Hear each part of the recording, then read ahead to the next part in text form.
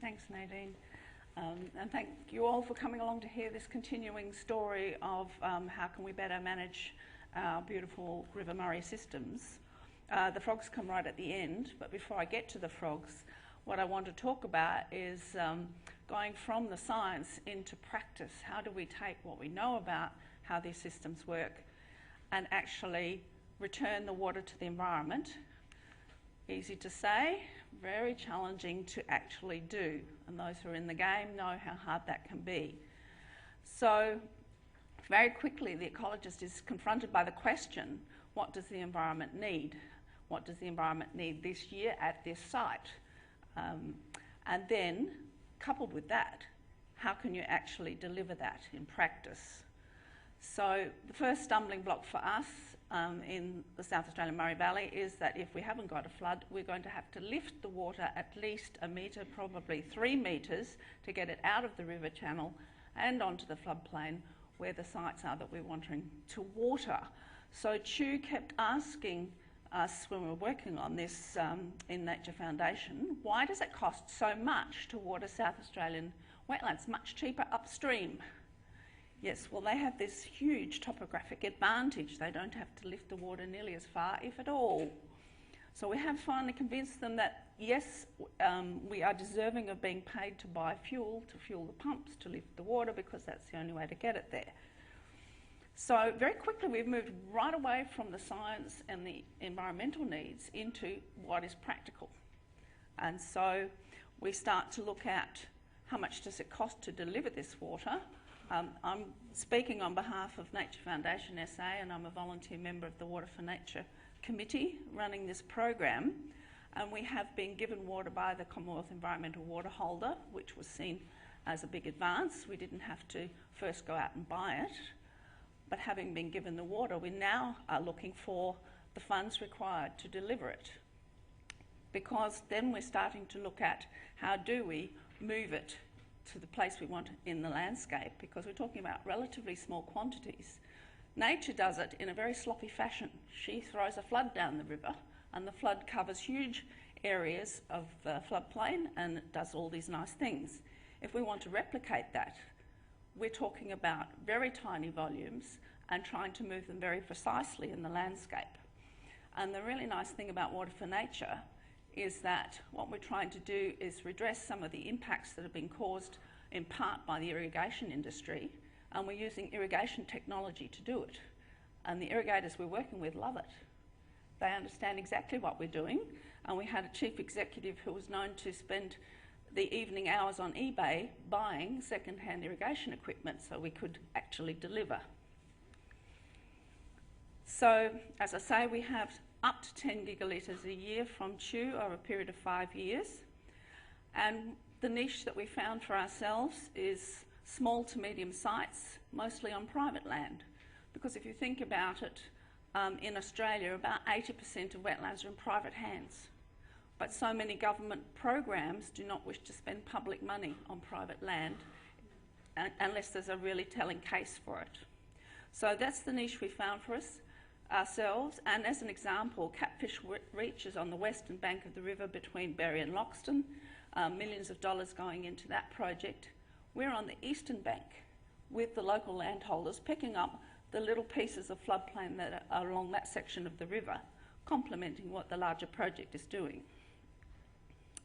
So we move fairly quickly away from the environmental criteria when we're picking our sites, because once the government has ticked off on the really important sites along the Murray Valley, probably got another 100 or so wetlands that would all benefit from watering of probably pretty much equal ecological value.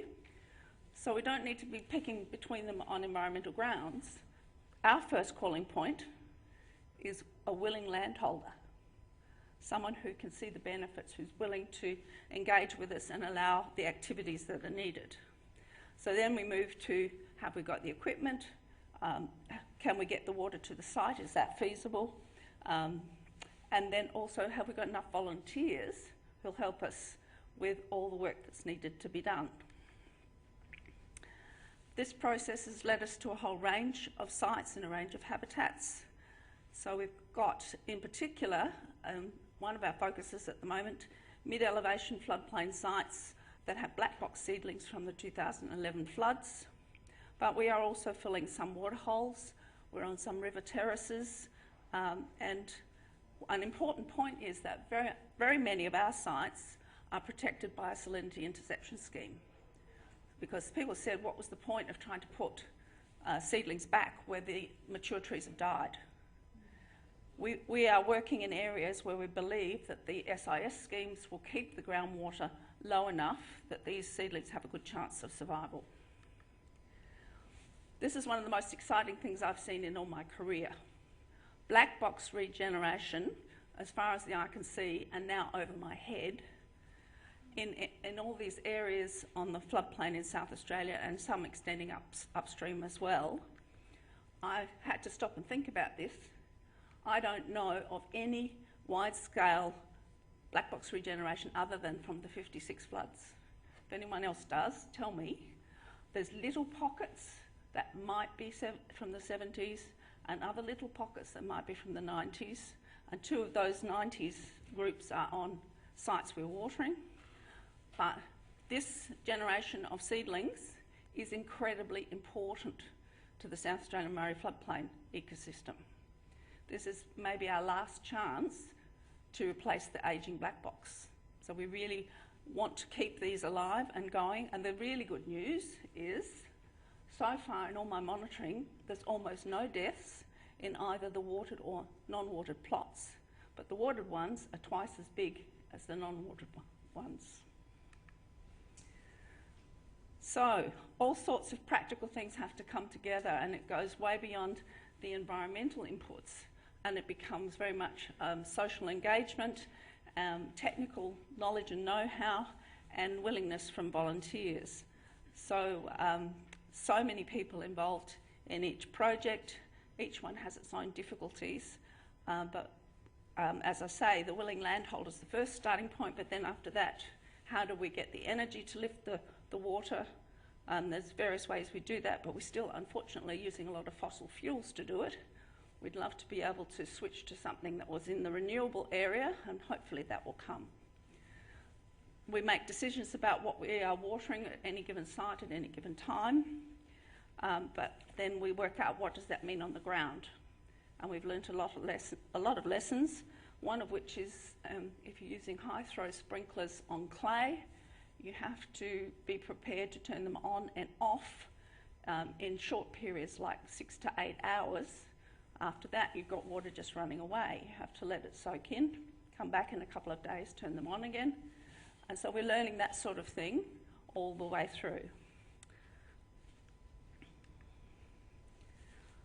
I'd just like to mention that last one, the appropriate approvals. As we've gone through, we've gradually developed really good working relationships with the state agencies and with CHU, to the point where CHU is now saying to us, just tell us the total amount you're going to deliver and don't bother with the details. You don't have to get permission for every single site, and you don't have to get permission every time you want to alter the volume you're applying because something's changed. So the level of trust is building.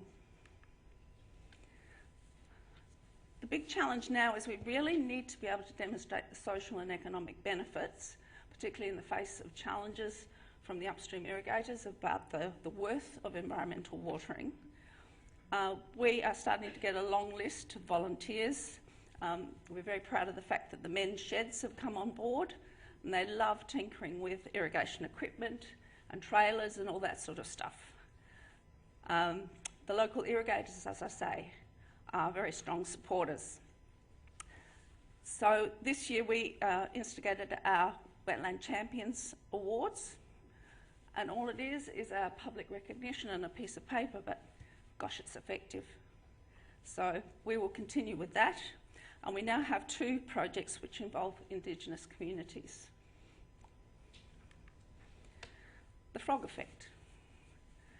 So many times when we identify a site and we start to talk to the landholder, there'll be a degree of nervousness in the conversation about whether they'll lose control over their land, or who comes onto the land, or more people will want to come and see it, or more people will land their boats from the river.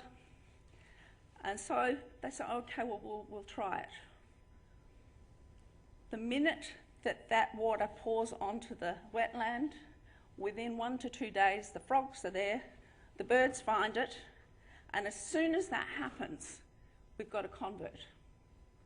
The landholder starts to talk about, where else can we do this? I want to do it again. And so it's a really amazing effect, and it's not just the landholder then, it's his peers, it's his neighbours, it's friends. And so I want to share this with you. This was sent in by a landholder. Oh, no, come back. How do I get to that? Here we go.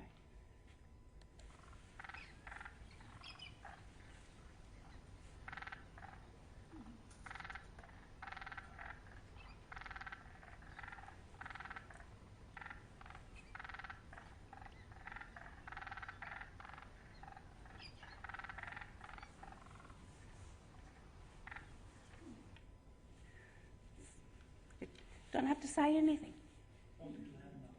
Oh, sorry. Can we run it again? We'll play it again then.